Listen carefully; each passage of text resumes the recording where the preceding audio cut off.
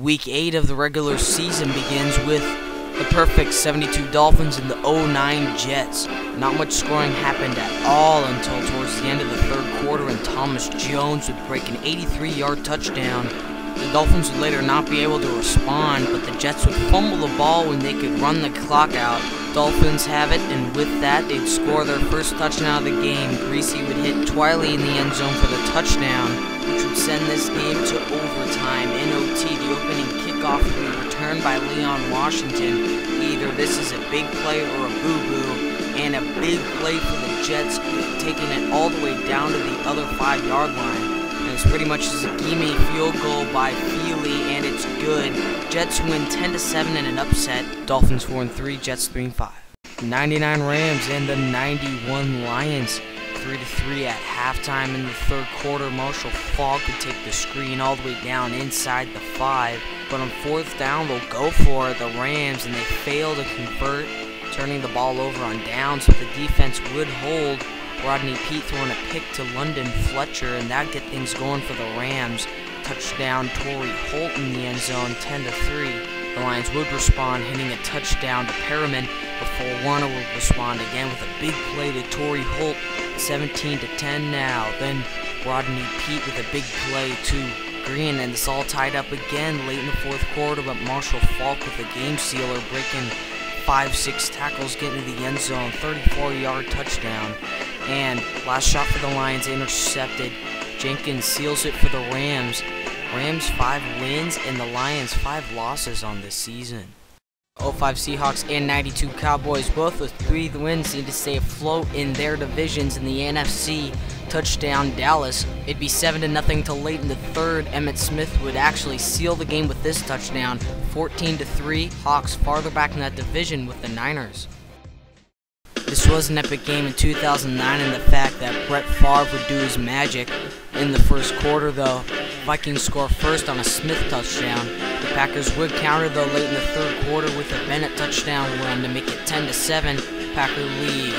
Vikings led 7-0 in this game, but let 17 unanswered points get in the way of them. Late in the fourth quarter, Brooks with that touchdown, but Palmer is showing never say die in the Vikings offense, getting to the 40. No gain on first down, 2 straight incomplete passes. Fourth down field goal attempt by Gary Anderson. Gimme right, wrong, it'd be a shank by Gary Anderson.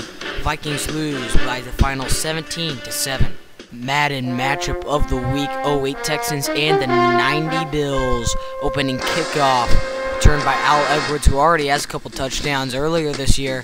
Gets a big return here, 97-yard return, 7-0 Bills, but Steve Slayton right away with a big play, getting his team all the way down to the 30-yard line, and then later into the end zone to make it 7-all early in the first quarter. The Bills and Texans will get a field goal right before halftime, 10-10 entering the third quarter. Steve Slayton already having a big first half, gets his ball and runs 20 yards into the end zone. Bills need to counter this Slayton touchdown.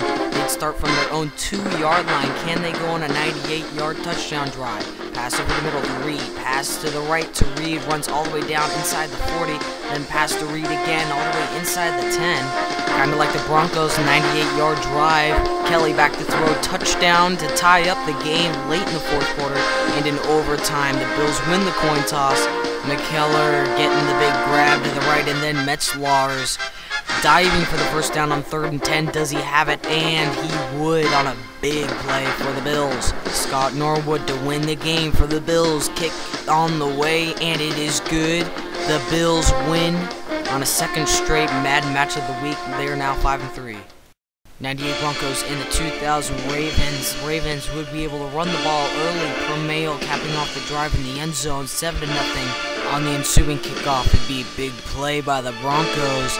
And I know Rod Smith was not the return man, but he was the best return man there, and that was why. Broncos would get in position to score again before this. It's a hard hit, but a touchdown by the Broncos. Shannon Sharp would catch another touchdown before halftime to make it 14-all. Broncos do score yet another field goal. 17-14 is the halftime score. And the third would be a disappointing start for the Ravens. Tyrell Peters, the middle linebacker, out with an injury, and the Ravens can totally feel that. Look at the sideline over there. And the Ravens defense would later in the fourth quarter give up a Jason Elam field goal attempt with 3 seconds to go, and that kick would be good to win the game for the Broncos. Ravens on a 2-game losing streak, Broncos 4-3. Epic rivalry, 87 Browns and the 85 Bears. Gerald McNeil with the early quick return touchdown, but it would be the only touchdown of the day for the Browns. But after that, it'd be a big play by the Bears early in the third quarter. Walter Payton with a big one. You know, he may be the best running back of all time. I mean, you're talking about all the assets that you need. Anyway, 10-7 Bears. McMahon could have sealed the deal with another touchdown or field goal late in the fourth quarter, but throws an ugly pick, and it would have led to a field goal attempt by the Browns. Luckily for the Bears, they missed that attempt, and it would send this game to overtime. Bears do win the toss and drive down the field for Kevin Butler attempt, and that would be good. So the Bears do eventually win the game, thanks to over 100 yards rushing by Walter Payton. The 76er is in the 81 Chargers. Arrowman early field goal, 3-0 Raiders. Then San Diego would counter, fitting it into a tight spot. And the reception would be made for a touchdown, Wes Chandler. Then the Chargers' passing attack would continue. Fouts pass to Scales is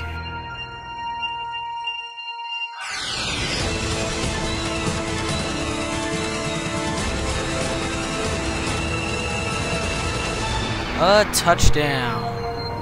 Chargers win 14-9 and are now 4-4. Both teams from 2008, the Panthers and their high-flying running attack. D'Angelo Williams from the 13. Can he do it again? D'Angelo can go all the way. He takes it to the house to make it 10-3 in the second, but Kurt Warner would respond. A big play to Steve Breston. That followed up a play by who else but Steve Breston. He was the third-string receiver, but he's made plays in 08 all year long. 10-10 at halftime. In the fourth quarter, Kurt Warner with a big play to Anquan Bolden to take the lead. Desperation attempt for Carolina. Fourth down, give to Hoover. He can't do it. Now the Cardinals, since they're on the one that can't take a knee, they have to run the clock out, but they fumble the ball, and Julius Peppers will score with that one to tie it up at 17. Cardinals do win the coin toss, and with that, they'll get a big play to Hightower, and then Kurt Warner. In overtime, can he have the long bomb succeed again? This time over the middle will be intercepted by Caldwell, and he'll take it. Oh wait, he can run. Kurt Warner can't run. He's at the 20 to the 15-10, and he's in there. The Panthers just beat the Cardinals in an upset win despite 300 yards by Warner. Panthers 4-3, Cardinals 1-6. Two high-flying offenses are getting it done here in New Orleans.